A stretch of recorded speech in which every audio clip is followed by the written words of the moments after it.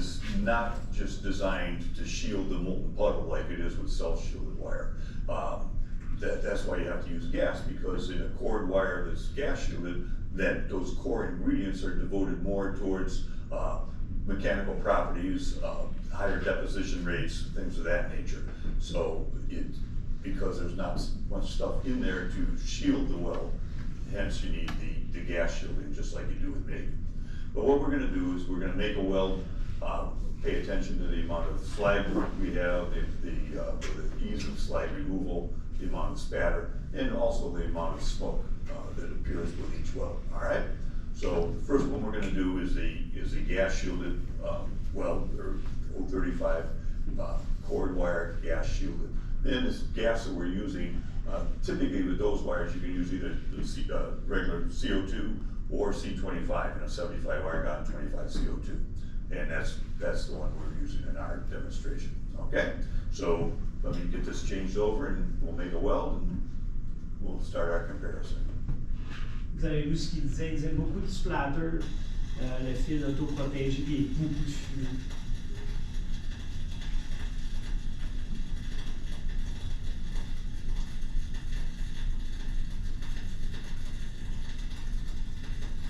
Celui-là, c'est vraiment gazeux, la protection gazeuse.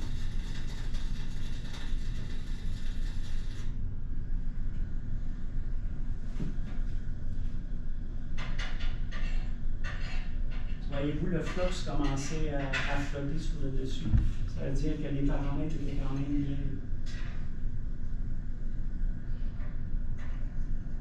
All right, that's the weld with the flux cord with gas.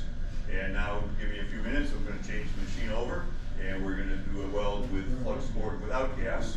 And then we can make a comparison about the smoke levels and spatter levels and all that. One thing to bear in mind, both 035 wire we're gonna be using, but because they're a whole different process, gas shielded versus self-shielded, the parameters that I'm gonna use are gonna be different. In our past comparisons, we always use the same wire, the same voltage. We're not gonna be able to do that in this type of comparison. Non, c'est le fil autoprotégé. C'est ça, le fil autoprotégé. Si on protège au gaz, on va avoir une bonne qualité. Non. Là, du corps, c'est pas, il est pas fourré, celui-là? Oui, il est fourré, là, mais il est fait que ce flux-là, il gèle par-dessus, mais il n'y a pas besoin de gaz. Mais par contre, le résultat, il donne ce que ça donne. Ça donne comme un résultat, moi je pourrais dire, c'est comme au SMA. Les deux, c'est pas du gaz, t'en as un qui a besoin de gaz, Ouais, c'est puis un autoprotégé. C'est un autoprotégé. C'est dépendant de ton type de flux. Parce que les deux, quand c'est fait, tu flux de C'est vrai, regarde la différence. C'est la ferme, c'est parfait, ça ferme. Bon, j'ai-tu d'autres choses à rajouter? Ça, c'est une machine Mastercraft à 120$, c'est ça que ça donne. Un petit MIG bien standard. Encore là, c'est encore plus pire que ça. Ah oui, il est quand même pas pire. Ça, c'est une de 500$. Fait que voyez-vous un peu la Two different différence? welds, two different products. Each very strong in its intended usage. The one over here, that's the gas shielded flux cord. And it's known by different trade names, dual shield or outer shield, depending on the manufacturer. But you see, it's basically a higher deposition wire, better mechanical properties, the ability to go out of position because of the slag coverage that you get. It kind of helps hold the molten metal in place while it solidifies. But it does require the gas shielding because the core material doesn't really give you any protection from the atmosphere in this particular product. So you do have just like MIG, you have to have a gas bottle, you have to worry about air movement, things of that nature. Over here, the inner shield, you can see it's quite a bit of spatter. Not as good a deposition rate as the gas shielded flux cord, but very strong when you have to worry about working outside in the wind, construction sites, building superstructures, things of that nature. It's really a hard product to beat in that type of application. You probably during the course of the welding, you notice that the self-shielded wire also produces a good bit more smoke, which means if you are going to use it inside, you have to be a lot more concerned about ventilation and smoke exhaust and stuff than you would have to be with with this Vous product. voyez comment que ça, l'autoprotégé, ça fait No, beaucoup, it's beaucoup de never want to use fumée. this smoke anyway, but there's just way more of it with this product, so it's something even greater. So, but there you have it. Two products, very good in its intended usage. There's a little bit of crossover, it's just a matter of you making a decision of which. Puis voilà. Je voulais vous montrer, c'est facile de le voir quand on est capable de le voir sur YouTube. Je vais enlever ça, on va continuer. Excusez.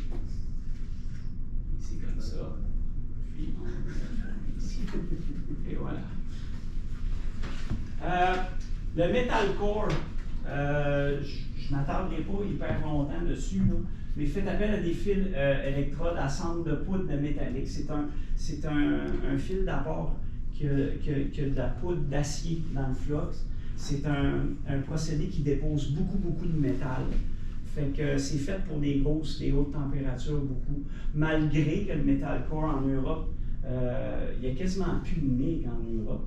L'avantage du Metal Core, on peut vraiment souder dans des paramètres qui sont très bas. Fait qu'au lieu d'avoir à changer les bobines, puis les bouteilles, puis tout ça, quand ils n'ont pas à aller vraiment dans le très fin, ils sont capables de rester au Metal Core, puis de travailler vraiment dans des grosses épaisseurs, puis des épaisseurs plus populaires sans avoir à changer la bobine puis le gaz. Ça va pour ça? OK. On va continuer avec ça. L'utilisation des fils d'électrode est limitée. Le Metal Core, vous êtes capable seulement de souder à plat puis à l'horizontale. Okay? Parce que c'est un fil qui est beaucoup liquide. Quand vous allez essayer de le mettre en position, le métal il va s'effondrer. Parce qu'en plus de ça, il n'y a pas de flux pour aider à le tenir, à le coller, puis à le tenir en place. C'est pour ça que le Metal Core il est moins polyvalent. Mais je vous donne un exemple pour faire des structures de pont ou quoi que ce soit comme ça. Quand c'est des gros I-beams qui doivent créer avec le Metal Core, ben, à l'horizontale, ils sont capables d'avoir de quoi qui dépose beaucoup, c'est super rapide. Le Flux Core aussi, là, il y a un gros taux de déposition, puis vous avez des fils qui rajoutent beaucoup d'éléments à la soudure. Fait que l'avantage du Flux Core, c'est qu'on est capable d'aller jusqu'au plafond. Le flux, il tient le métal, ça nous aide à avoir les bons paramètres visuels, tout est bien respecté de ça. Ces fils ne sont pas autoprotégés, on ne doit pas utiliser le procédé FCA dans les entrées exposées au courant d'air. Lui, là, ça prend un atelier où il faut que ça soit cabané, scellé pour être sûr de pouvoir l'isoler. Okay? Il ne se fait pas d'autoprotéger le métal pour. Ça va pour ça? Vous avez encore un autre exemple de métal qui est vraiment pilé à la perfection. C'est assez beau comme travail. Là, vous allez dire, tu es capable de faire ça? Bien, presque. Quand vous avez compris le principe, comment ça se fait, vous allez être capable d'empiler des affaires de même. Le rôle du flux, c'est pas compliqué, c'est pour désoxyder et purifier le métal en fusion. Ça forme un laitier qui protège contre l'oxydation durant la solidification et le refroidissement. Ça fait vraiment étanche pour l'oxygène, fait qu'il n'y aura pas de porosité dedans. Le meilleur exemple que je peux vous donner, c'est que vous avez tout déjà cassé une aéro, c'est plein de bulles. Bon, mais quand le flux fait défaut, que le gaz fait défaut, ben des porosités, c'est à ça que ça ressemble à l'intérieur. Puis même, vous les voyez en surface. Fait que le flux avec le gazeux, ça fait un beau filet lisse, c'est parfait. C'est très efficace. Ça ajoute les éléments d'alliage au métal de la soudure, ça améliore les propriétés mécaniques. Il y en a qui ça va améliorer pour le machinage, il y en a ça va augmenter la résilience, la résistance au choc, puis ces affaires-là. C'est dépendamment selon nos besoins. Vous avez des types de fils pour beaucoup de différentes applications. Puis on va voir ça un petit peu plus tard. Ça produit un gaz de protection. Produire un gaz de protection, de là, la quantité de fumée est importante. Ça, là, le flux, ça fait toujours beaucoup plus de fumée que, vous avez vu au MIG, c'est vraiment propre. Metal Core, il n'y a pas de flux, ça fait pratiquement pas de fumée. C'est un des inconvénients du FCAW, c'est la fumée. Pour supporter le bain de fusion, stabiliser l'arc. Le flux, ce qu'il fait, c'est que aussi, quand vous avez votre transfert d'arc à votre bain de fusion, au lieu d'avoir un courant qui est moins précis avec le flux, il est vraiment plus centré au bain de fusion. C'est plus précis, vous avez une meilleure pénétration dans les communs. Puis au niveau visuel, il n'y a pas d'effet de balayage ou quoi que ce soit, fait que c'est vraiment un beau fini lisse. Ça va pour ça? Exerce une influence sur la force de l'arc, pénétration et la fluidité du cordon. Bien, c'est sûr, ça le protège correctement. Quand il est bien fait, les setups sont bien faits, bien, ce que ça fait, c'est que la qualité visuelle est écœurante. Fait que souvent, un va avec l'autre, fait que la pénétration est très belle. Influencer le taux de dépôt. Comme je vous disais, le FluxForce, c'est vraiment un procédé qui va mettre beaucoup de métal. C'est bon pour la grosse structure.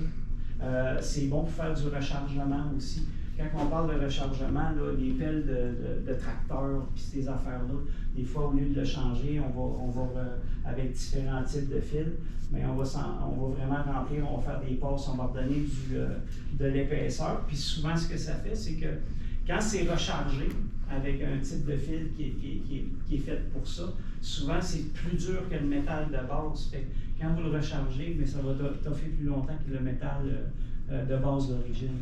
C'est pas négligeable. C'est pour ça qu'il y a des compagnies qui vont se permettre d'avoir des soudeurs qui font ça à plein temps, rebâtir des boîtes de camions et tout ça, parce que vous avez un service de rendement qui est un peu plus élevé parce que les propriétés mécaniques sont améliorées dans des conditions comme ça. Les compositions du flux, je vais quand même aller pas trop aller dedans.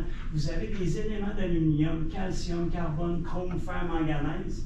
Puis le fer, bien, vous avez, quand il y a ça dans le flux, vous avez rajouté du fer. Ça veut dire que votre